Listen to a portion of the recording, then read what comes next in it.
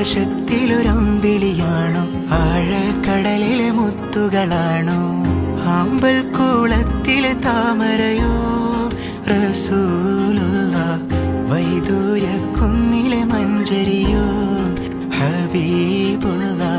വർണ്ണിക്കാനാവുകയില്ലല്ലോ വർണ്ണനയിൽ പാൽക്കടലാണോ ആകാശത്തിലൊരമ്പിളിയാണോ ആഴക്കടലിലെ മുത്തുകളാണോ ആമ്പൽ കൂളത്തിലെ താമരയോ റസൂലുള്ള വൈദൂര കുന്നിലെ മഞ്ചരിയോ ഹബീബുള്ള